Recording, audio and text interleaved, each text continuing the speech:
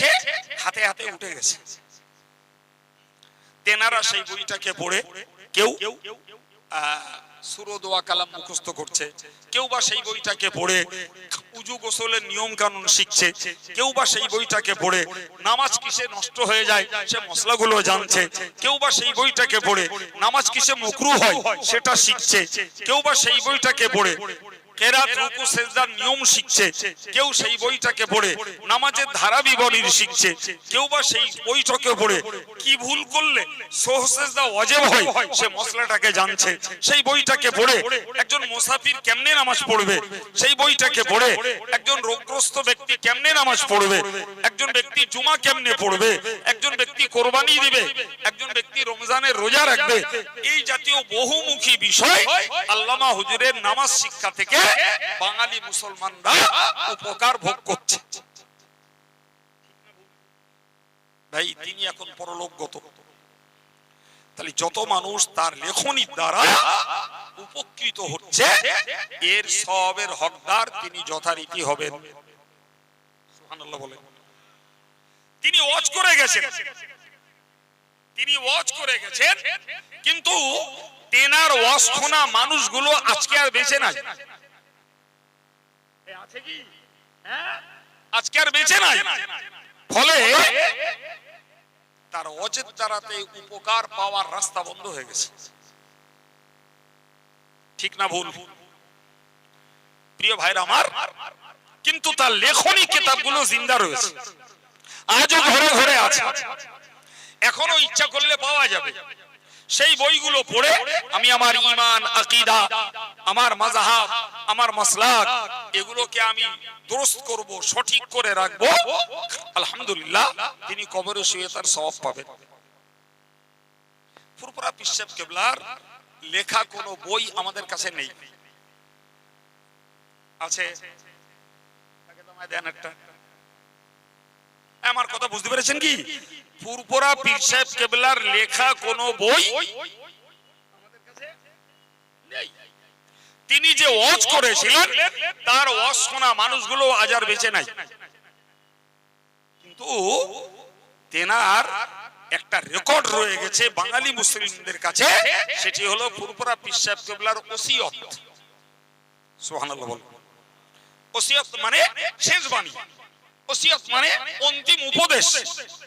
ভাই এই দাদা হুজুর কেবলার ওসিয়তটাও রীতিমতো বাঙালি মুসলমানদের হেদায়েতের জন্য একটা রেকর্ড, যেটাকে কপি করে নকল করে, নকল মানে উদ্ধৃতি, নকল মানে ভেজাল ভাববেন না যেন আবার, উদ্ধৃত করে বসিরহাট আল্লামা হুজুর দাদা হুজুরের জীবনীর ভিতরে উল্লেখ করে গেছেন, ঘরে ঘরে রয়েছে।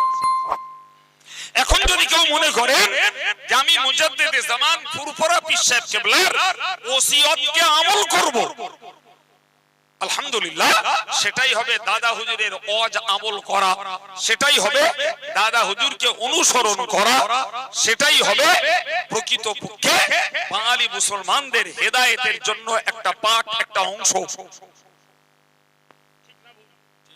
জি, আপনি বসিরহাট হুজুরের লেখা দাদা হুজুরের জীবনী খুললে সে ওসিয়ত পাবেন। কথা ক্লিয়ার হচ্ছে? তাহলে দাদা হুজুরের ওসিয়তনামা পড়ে পীর সাহেব, পীরজাদা, বক্তা, মাওলানার সাধারণ জনগণ যারা আমল করবেন নিশ্চিত এর সওয়াবের হকদার দাদা হুজুর কেবলা কবরে শুয়ে পাবেন।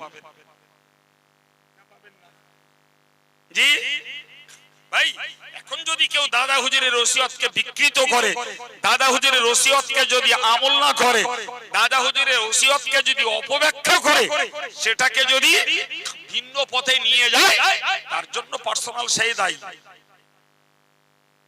নাকি? দাদা হুজুর তো বাংলায় লিখে গেছেন, বলে গেছেন, বসিরহাট হুজুর সেইটাকে নকল করে উদ্ধৃত করে বইতে লিখেছেন। সম্মানিত ভাইয়েরা আমার, আমি আপনাকে বুঝিয়েছি মরার পরে যদি সওয়াব পেতে হয় তাহলে একদিকে মুখে মানুষের কাছে জ্ঞান বিতরণ করে সওয়াব লাভ করা যায়, আর একদিকে কিতাব লিখে কবরে যে ওই কিতাব যতদিন পর্যন্ত মানুষ আমল করবে ততদিন পর্যন্ত এর সওয়াব ওই লেখক কবরে শুয়ে পেতে পারেন।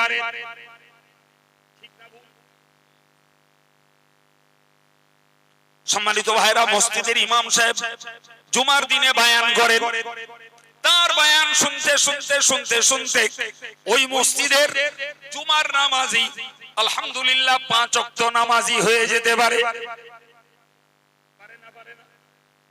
ওই ছেলেগুলি যারা জুমার শুধু নয় ইমাম সাহেবের বয়ান শুনতে শুনতে তাদের জীবনের একটা পর্যায়ে এসে 5 ওয়াক্ত নামাজি হয়ে গেছেন, এরা নামাজ পড়ে যত সওয়াব পাবে ওই ইমাম সাহেব কবরে শুয়ে তত সওয়াব পাবে। ভাই, আগেরটার ক্ষেত্রে যেমন বিপরীতমুখী বয়ান শুনেছেন, একবার মনে করিয়ে দিচ্ছি যে চলমান কোন নেকির কাজ করে মারা গেলে তাতে সওয়াব পাওয়া যাবে, আর চলমান কোন পাপের কাজ করে মারা গেলে তাতে পাপ নিতে হবে। এক্ষেত্রেও একই ভাবে বুঝুন, কেউ যদি মন্দ কথা লিখে মারা যায়, কি লিখে, তাহলে এই মন্দ কথা যারা বিশ্বাস করবে আর যারা সেটাকে কার্যকর করবে এদের যত পাপ হবে, ওই ভদ্রলোক কবরে চলে গেলেও তার পাপের ভাগ যাবে না, যাবে না। আপনি উদাহরণে বুঝুন, আমি প্রকাশ্য বলছি। ধরে নেন তাসলিমা নাসরিন একটা লেখিকা, নামটা মুসলিম, বাংলাদেশের মেয়ে। ভাই, এই মহিলা তিনি বই লিখলেন, তিনি তার বইতে লিখলেন কোরআনে আল্লাহ মিথ্যা কথা বলেছে। কথা বোঝা যাচ্ছে? তিনি লিখলেন হযরত মুহাম্মদ একজন চরিত্রহীন ব্যক্তি ছিলেন। তিনি লিখলেন মুহাম্মদ একজন ধর্ম ব্যবসায়ী ছিলেন। ভাইরা আমার, লেখিকা যেহেতু মুসলিম, তাহলে অমুসলিমদের কাছে একজন মুসলিম লেখিকার এই লেখাগুলি খুব সাদরে গ্রহণযোগ্য হবে। কেননা মুসলমান হয়ে মুসলমানদের এগেনস্টে লিখছেন, তাহলে তাদের কাছে সেটা চাটনির মতো মজাদার। বইগুলো চলছে সব বাংলায় লেখা, বাংলায় লেখা। সে পর্দার বিরুদ্ধে বই লিখলো, কোরআনের বিরুদ্ধে লিখলো, রাসূলের বিরুদ্ধে লিখলো, ইসলামী বিধানের বিরুদ্ধে লিখলো, বইগুলো চলছে।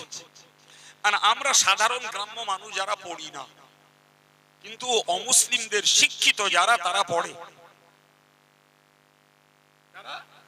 এখন এই লেখকের বিনিময়ে, লেখার বিনিময়ে অমুসলিমদের ভিতরে যদি এই ভয়ঙ্কর বিশ্বাস তৈরি হয় যে মুসলমান মেয়ে তাসলিমা নাসরিন নিজে বলছে কোরআনে আল্লাহ মিথ্যা কথা বলেছে, তাহলে সে কোরআন সম্পর্কে বোঝে, অতএব তার কথাটা সত্য।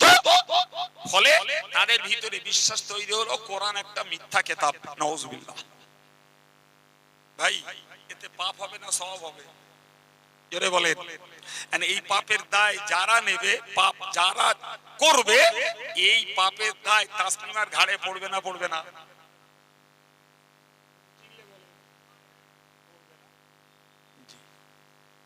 সম্মানিত ভাইরা আমার, খুব ভালো করে ওই জায়গাটায় দাঁড়িয়ে এবার একটা কথা বুঝুন।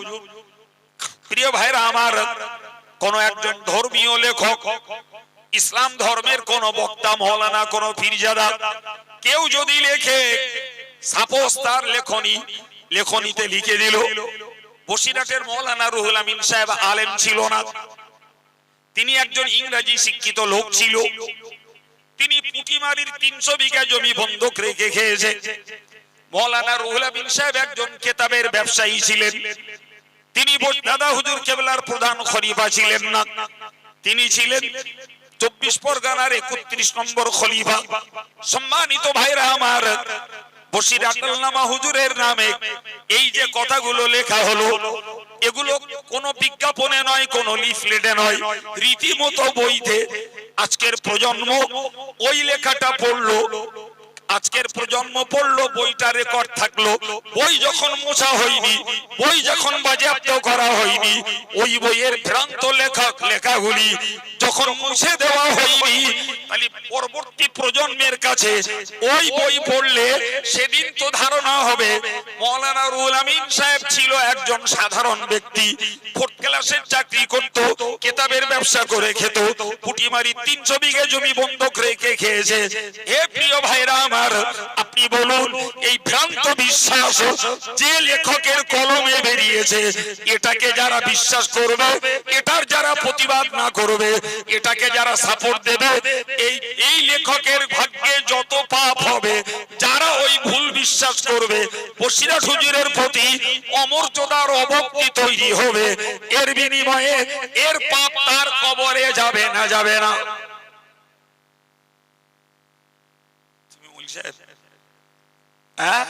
পয়সার জন্য, দাওয়াতের জন্য তুমি সেই অন্যায়গুলো বহু কবিয়াতে সেই বইতে লেখা, অথচ তুমি নির্বিবাদে গলে গলে মিশে গেলে।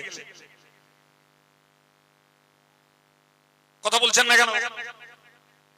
সাধুতা না স্বার্থপরতা? কই বইগুলো তো মুছিনি, বইগুলো তো বাজেয়াপ্ত হয়নি, বইগুলোর রেকর্ড তো আজও বাঙালি মুসলিমদের কাছে রয়েছে। আমি আমার বইগুলো নাই নদীতে ভাসিয়ে দিতে পারি, আমার বইগুলো নাই মাটিতে পুঁতে ফেলতে পারি। এনার বাড়ি যে বইটা আছে উনি তো রেখে দিয়েছেন, ওনার বাড়ি যে বইটা আছে উনি তো রেখে দিয়েছেন, আরেকজনের বাড়ি বইটা রয়েছে তিনি তো রেখে দিয়েছেন। তাহলে আমি আমারটাকে গোপন করে দিলে একটা বইয়ের কপি লেখা স্তব্ধ হয়ে যায় না? বাপ কি বলছেন? বসিরহাট হুজুরের মতো একজন বিদগ্ধ আলেমে দ্বীন, আধ্যাত্মিক জগতের একজন গুরু, বসিরহাট হুজুরের মতো একজন একজন পরিপূর্ণ বাঙালি মুসলিম লেখক, বসিরহাট হুজুরের মতো একজন হেদায়েতের আলোক পত্রিকার মানুষ, তার নামে এই মিথ্যা বদনাম আর মিথ্যা লেখনী যে কপাল পোড়া লিখেছে, আর যারা তার প্রতিবাদ না করে অকপটে কিংবা প্রতিবাদ করে পরবর্তীতে এসে আবার তাদের সঙ্গে গাঁটছাড়া হরিহরাত্মা, আবার তাদের সঙ্গে গলে গলে মেশা, ভাই এই কাজের দায় কি কবরে নিতে হবে না মনে হয়? প্রিয় ভাইরা আমার, যার পরিণতিতে কাইম সাহেব কাফের, রজব আলী সাহেব কাফের, মাতিন সাহেব কাফের, জি ভাই সেই লেখা সেইখানে রইল, আর আমি সাধু হয়ে গেলাম। আচ্ছা বলেন তো, একজন লোক 10 কাঠা জমি বিক্রি করছে, 10 কাঠা জমি বিক্রি করছে, জি, আর বিক্রির সময় সাবকওয়ালায় লিখছে আর চুক্তি থাকছে, ভাই আমি যদি কোনোদিন টাকা জোগাড় করতে পারি তাহলে আমার জমিটা তুমি ফেরত দিও। এখন আমি অর্থের দায়ে বিক্রি করছি, তো তুমি একটু ফেরত দিও। বলে হ্যাঁ হ্যাঁ, তুই বলছিস যখন তুই টাকা জোগাড় করলি তো জমি ফেরত দিয়ে দেবো। ও বেচারা টাকা পয়সা জোগাড় করে জি ওই লোকটাকে দিল, এই নাও ভাই তুমি বলেছিলে যে আমি টাকা জোগাড় করতে পারলে জমি ফেরত দেবে, এই আমি টাকা জোগাড় করেছি, জমিটা আমাকে ফেরত দাও। তো উনি টাকাগুলো গুছিয়ে নিয়ে এবার বললেন ঠিক আছে যাও ভাই, তোমার জমি ফেরত দিয়ে দিলাম। হয়ে গেল। ছি ছি ছি, এরম বোকা মানুষ হয়? আমি তার নামে লিখে রেখেছি সাবকওয়ালায়, আর সে টাকা নিয়ে বলছে জি আমি তোমার জমি ফেরত দিয়ে দিলাম, আর আমি হাসতে হাসতে বাড়ি চলে গেলাম। এরম বোকা মানুষ হয়? হায় হায়, আমি বই লিখে বসিরহাট হুজুরকে গালি দিলাম, বই লিখে বসিরহাট হুজুরের এগেইনস্টে গালি রেকর্ড করে বাঙালি মুসলমানদের কাছে চোখ খুলে দিলাম, আর আমি স্টেজ উঠে বললাম বসিরহাট হুজুর এই সেই ওই বিরাট বড় আলেম, কবর খুঁড়িয়ে দেখিয়ে দেবো কত বড় জিন্দা পীর শুয়ে রয়েছে, আর ওদিকে রেকর্ডে গাল রয়েছে। আর আমি মনে মনে করছি এ যখন প্রশংসা করছে তাহলে বসিরহাট হুজুরের কাঠি কাটা ভক্ত, আর ওদিকে গালির রেকর্ড বইতে।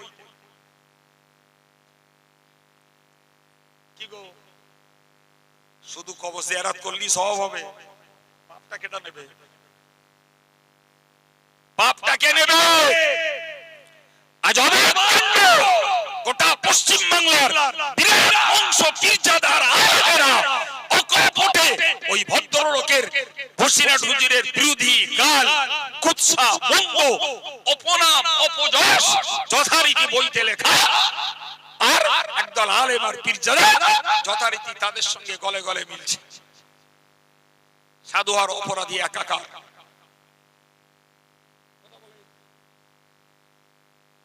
আমি লিখলাম আর আপনি প্রতিবাদ করলেন না, আপনি মেনে নিলেন। আপনি সাধু। সম্মানিত ভাইরা, আপনারা জ্ঞানী মানুষ, ধার্মিক মানুষ, কথাগুলোকে বুঝবার চেষ্টা করুন। আমি আমার ভদ্রতা শালীনতা বজায় রেখে একটি টাফ সাবজেক্টের উপরে কথা বলছি, তাও হাদিসের ব্যাখ্যা দিতে যে রাসূল বলেছেন এমন জ্ঞান বিতরণ করো যে জ্ঞানের বিনিময়ে পরবর্তী মানুষদের উপকার হবে। তাহলে জ্ঞান বিতরণ করলে উপকার হওয়ার যেখানে সম্ভাবনা আছে, যদি ভ্রান্ত জ্ঞান বিতরণ করি তাহলে মানুষের ভ্রান্ত হওয়ারও ভয় আছে।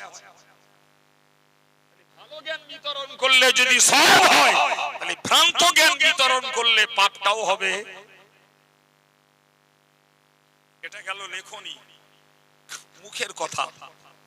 আমি বলেছি মানুষের কাছে ভালো মন্দ জ্ঞান বিতরণের দুটো পথ, একটা মুখ দ্বারা, একটা হাত দ্বারা। তাহলে মুখের দ্বারা ভালো কথা যেমন বলা যায়, মুখের দ্বারাও মন্দ কথা বলা যায় না, যায় না। সম্মানিত ভাইরা আমার, আমি আমার জবান দ্বারা মিথ্যা কথা প্রচার করলাম, আমি আমার জবান দ্বারা গালিগালাজ করলাম, আমি আমার জবান দ্বারা কাউকে কাফের কুফরি ফতোয়া দিলাম, আমি আমার জবান দ্বারা কাউকে ঘৃণ্য করলাম, কাউকে বেঈমান বললাম, আমি আমার জবান দ্বারা কাউকে ভাষার দ্বারা অপমান করলাম। হে প্রিয় ভাইরা আমার, আমার মুখের ওই গালি বন্ধ, আমার মুখের কুৎসা রটনা, আমার মুখের অপযশ, আমার মুখের কাফের কুফরি ফতোয়া, আমার মুখের বেঈমান ফতোয়া, আমার মুখের জাহান্নামের ফতোয়া যত লোক বিশ্বাস করবে, ওই ফতোয়া যদি ভুল হয়, তাতে যদি পাপ হয়, মানে যত লোক বিশ্বাস করে নেবে এদের যত পাপ হবে, ওই ভদ্রলোক যিনি এই জাতীয় ভ্রান্ত কথা ছড়াবেন তার কপালে এ পাপের ভাগ যাবে না, যাবে না।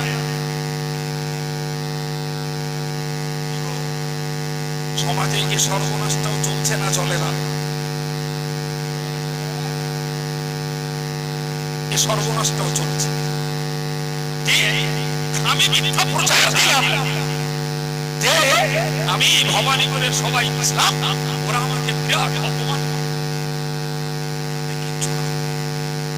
আমার মুখ থেকে কথাটা শুনে আমার কাছের লোক, প্রিয় লোক, ঘনিষ্ঠ লোক আর 200, 500, 2000, 5000, 10,000 লোক বিশ্বাস করল।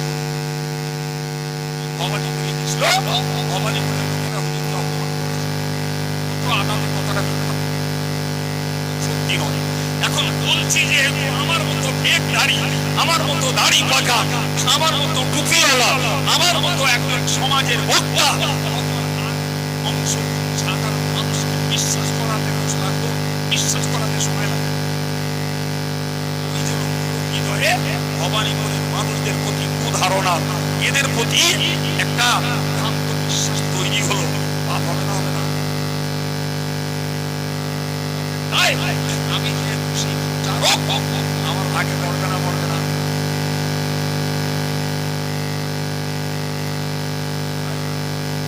মনে রাখবেন কলেমা সবার সমান। মনে রাখবেন যে সকল ইমাম সাহেব সমান না। মনে রাখবেন সকল বক্তা সাহেব সমান না। মনে রাখবেন সকল মুফতি সাহেব সমান না। মনে রাখবেন সকল পীর সাহেব সমান না। মনে রাখবেন ভাই সকল হাফেজ সাহেব সমান না। মনে রাখবেন সকল সাহেব সমান না। আমরা এক, কোয়ালিটি পার্থক্য একটার মাঝে আরেকটার অনেক। কি কলেমা পড়ে চুরি করে, ডাকাতি করে, মদ খায়, চোর জমি করে, বিয়ে ব্যভিচার করে, হারাম নষ্ট করে, কলেমা পড়ে চিট ফান্ডের ব্যবসা করে, আবার সেই কলেমা পড়া লোক নামাজি হয়, দাড়িওয়ালা হয়, আল্লাহওয়ালা হয়। গায়েও বড় জামা, ওর গায়েও বড় জামা, এরও দাড়ি পাকা, ওরও দাড়ি পাকা, এও হুজুর সেও হুজুর, এও বক্তা সেও বক্তা। এই কম্পিউটারের যুগে সব যদি একাকার মনে করেন, কোন সিদ্ধান্ত নিচ্ছেন? জন্য বললাম নাম এক হতে পারে, কোয়ালিটি সবার এক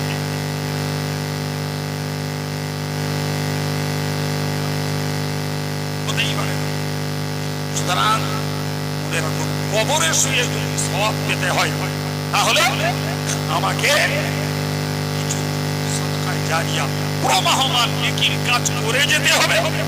কবরে শুয়ে যদি সওয়াব পেতে হয় কিছু ভালো কথা মানুষকে বলে যেতে হবে।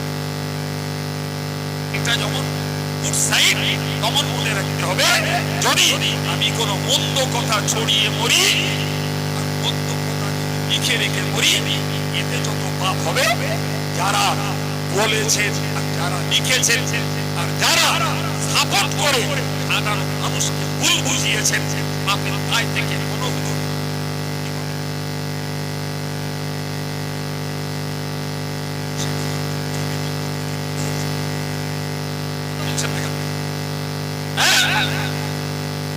সেটা জমি বন্ধক রেখে বীর হয়েছে,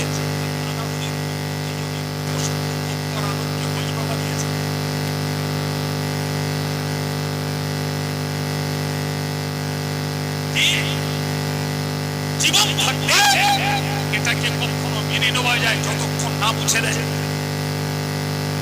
করবে আর বলবে ক্ষমা না চাইলে ছাড় নেই, হ্যাঁ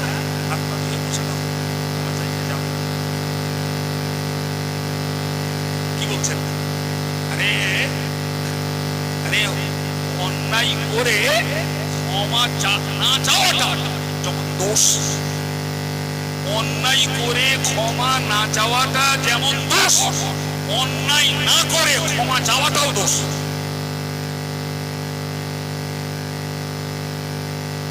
যদি আমরা আমরা পক্ষে কথা বলতে যে কোনো পীরজাদা কারণ বিরুদ্ধে যদি চলে যায়, এর জন্য যদি জিন্দা আব্দুল কাইয়ুম আব্দুল মতিনকে যদি ক্ষমা চাইতে হয়, হোসিয়ার হুজুরের নামে গালি রেকর্ড করে রেখে দিয়েছে আর অকপটে অন্যায়ভাবে সেটাকে যারা মেনে নিয়েছে, এদেরকে আগে যে হোসিয়ার হুজুরের কাছে ক্ষমা চেয়ে আসতে হবে।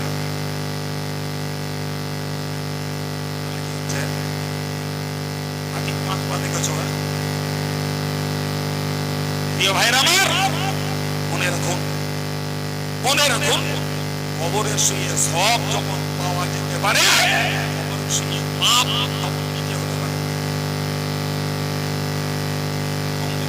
টাইম আমার শেষ, আমি মাইক ছাড়বো। শেষ কথাটা বলছি, 3 নম্বর আল্লাহ পাকের নবী বলেছেন আওয়ালাদিন সালিহিন ইয়াদউ লাহু।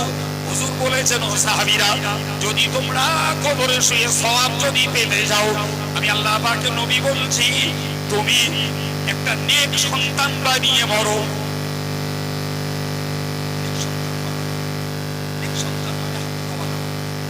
নেক সন্তান মানে মাওলানা, মুহাদ্দিস, মুফতি, মুফাসসির হওয়া না। ভাই হাফেজ, মাওলানা, মুফতি, মুহাদ্দিস এগুলো এলাকা ভিত্তিক, মাঝে মধ্যে একাধিকটা হলে চলে, কিন্তু এক সন্তান হওয়ার জন্য শর্ত হলো যে তাকে দ্বীনের প্রয়োজনীয় জ্ঞান অর্জন করা আর দ্বীনের উপরে আমল করতে থাকা।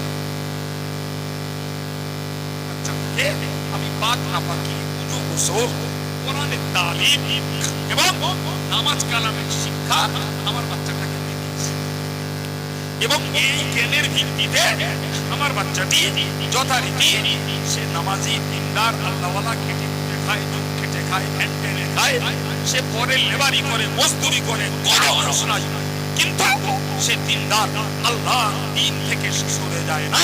ওই ছেলেটা, ওই মেয়েটাই দিনদার। বিশ্বাস করুন, আমাদের ঘরে ঘরে, পরিবারে পরিবারে যদি ওরকম শিক্ষার, দিনের আমলের ছেলে মেয়ে তৈরি হয়। জি ভাই, আজকের ভাড়াটিয়া হুজুর, এর দাম 20,000, ওর দাম 25,000, ওর দাম 15,000। জি ভাই, ভাড়াটিয়া হুজুর খুঁজে বেড়াতে হবে, টাকা সস্তা হয়ে গেছে। এর 30, 40 আবার মেরে দিবি, হুজুরির চাকা করবে, না হলে চাকা করবে না। আমরা তাই সব খুশি খুশি বেড়াচ্ছি।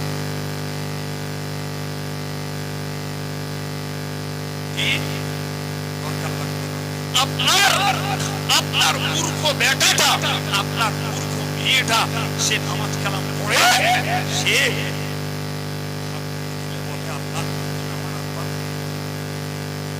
আমি 10 বার কলেমা পড়েছি, এই সওয়াবটা আমি আমার মায়ের রুহে বকশিশ করে দাও, আমার দাদা দাদিমার রুহে বকশিশ করে দাও। বিশ্বাস করুন, আমি হাত কেটে লিখে দিয়ে স্ট্যাম্প মেরে দেবো।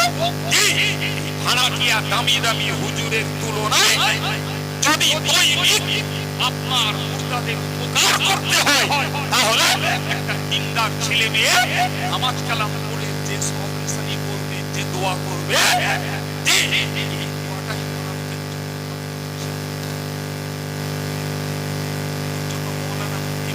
হতে হবে না, ওর জন্য বিএমএ পাস করতে হবে না। আপনি যত সাধারণ হন, নামাজটা শরীয়তের হুকুম মতো নামাজটা পড়ুন, শরীয়তের হুকুম মতো চলুন। সারাদিন সময় পাই না, ঈশার নামাজ পড়ে সময় পাই, তখন আমি কিছুক্ষণ কলেমা পড়লাম, কিছুক্ষণ সুবহানাল্লাহ পড়লাম, কিছুক্ষণ আলহামদুলিল্লাহ পড়লাম, কিছুক্ষণ দরুদ শরীফ পড়লাম। যখন আমার তাকওয়া তবিয়ত সময় কুলাবে পড়লাম, খুলে বললাম, আল্লাহ আমার আব্বা মা দাদা দাদি, আমার নানা নানি পর্যন্ত যারা আল্লাহ এর সব তুমি এনাদের শেষ করে দাও। বিশ্বাস করুন, মেনটেন করা লাগবে না, আলেমের নজরানা দেওয়া লাগবে না, তাবাররুকের ব্যবস্থা করা লাগবে না। একদম দিনদার ছেলের দ্বারা আর তাদের কবরে সওয়াব পৌঁছাতে থাকবে। বড় কথা বলে রাখুন ভাই, মানুষ 5 ওয়াক্ত নামাজি হলে 15 বার তাকে সালাম ফেরাতে হবে। মিলিয়ে দেন ভুল হল কিনা? ফজরে 2 বার, জোহরে 4 বার, 6 বার, আসরে নফল না পড়লেও 1 বার, 7 বার, মাগরিবে 3 বার, এশাতে 5 বার। কবার হবে? 15 বার সালাম ফেরানোর আগে যে দোয়াটি হাদিস শরীফে লেখা আছে, একাধিক দোয়া, তো তার মধ্যে একটা সার দোয়া হলো, সার দোয়া, আল্লাহুম্মা গফিরলি ওয়া লিওয়ালিদাই ওয়াল মুমিনিন। মানে কি? আল্লাহ তুমি আমারে মাফ করো, আমার আব্বা মাকে মাফ করো। আল্লাহ যারা আমাকে ছোটবেলায় প্রতিপালন করেছিলেন, যত্ন করেছিলেন, আল্লাহ তুমি তাদেরকে মাফ করো। আল্লাহ তামাম বিশ্বের মুমিন মুসলমানদেরকে মাফ করো। সুবহানাল্লাহ বলা যাবে না? একটা নামাজি মানুষ যদি কমপ্লিট দোয়াগুলো আদায় করে, তাহলে 5 ওয়াক্ত নামাজে তার মুর্দাদের জন্য 15 বার করে বিনা প্যান্ডেলে, বিনা সাজগোজে, বিনা তাবাররুকে, বিনা নজরানায় দোয়া হয়। অবাক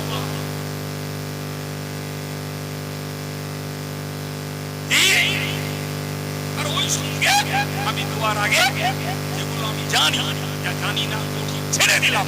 আমি সুবহানাল্লাহ বলতে জানি, আমি আলহামদুলিল্লাহ বলতে জানি, আমি লা ইলাহা ইল্লাল্লাহ বলতে জানি, আমি আল্লাহু আকবার বলতে জানি, আমি আল্লাহুম্মা সাল্লি আলা মুহাম্মাদ দরুদ শরীফ পড়তে জানি। আমি কিছু করলাম, পরে এই সওয়াবগুলো আমার নিজেদের নামে বকশিশ করে দিলাম। জি চলে সভা দেবেন, আর নিজের বাচ্চাটাকে দিনের তালিম দিয়ে যদি তাকে তদারকি করে, পাহারাদারি করে নামাজি বানাতে পারেন, তাহলে আপনার পরিবার থেকে আপনার জন্য দৈনিক মাগফিরাতের দোয়া আর ইসালের সওয়াব আপনার রুহে পৌঁছাবে। তাতে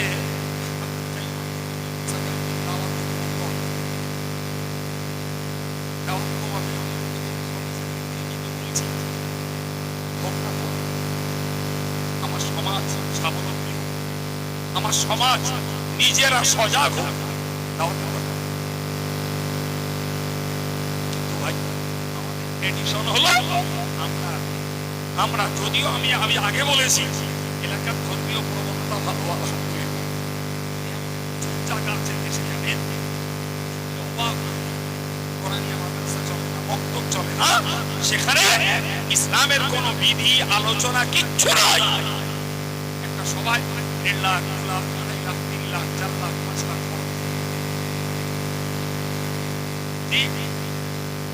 এবার একটা সবাই গেছি, একটা সবাই 8 লাখ টাকা করে। আমি প্রথম যে বললাম ভাই আমার দ্বারা সম্ভব না, ভাই সভা করে নেওয়া হচ্ছে, আর যদি আমার সভা করতে হয় তাহলে আমার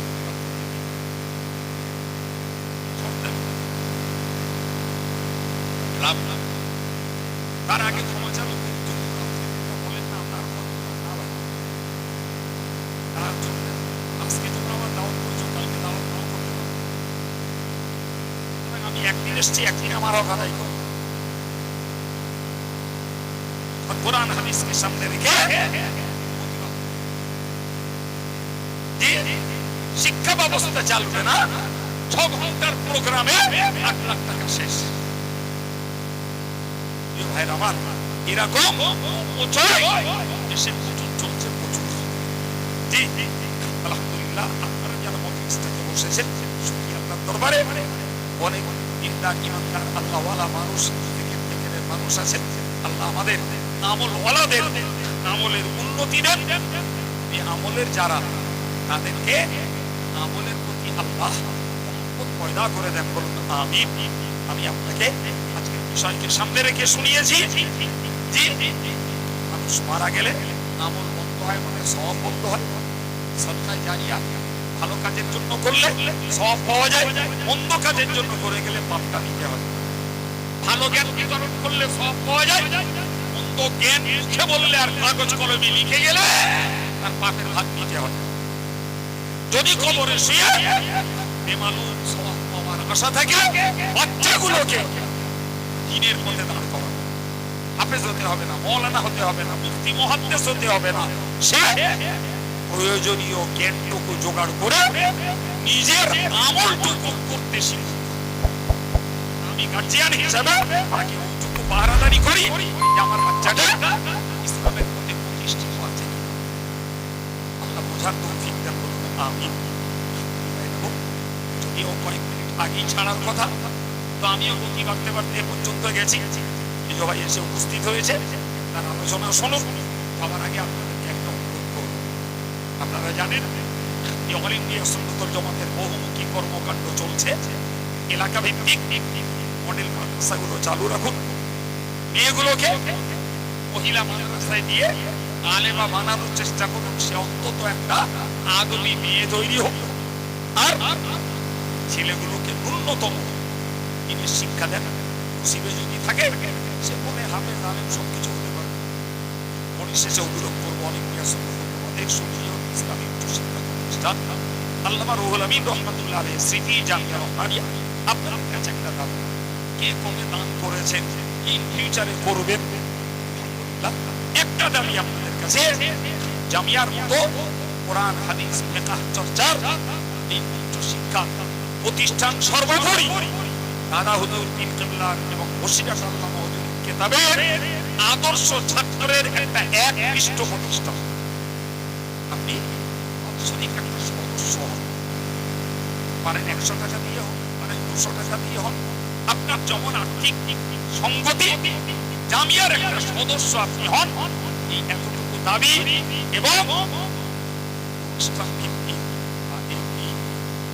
যাওয়ার জন্য আপনাদের কাছে দাওয়াত লিখে দিয়ে আর সদস্য হওয়ার দাবি রেখে দিয়ে বিদায় নিলাম। ওমা আলাইনা ইল্লাল বালাগ। আসসালামু আলাইকুম। প্রাণ খুলে দুরূদ শরীফ আল্লাহুম্মা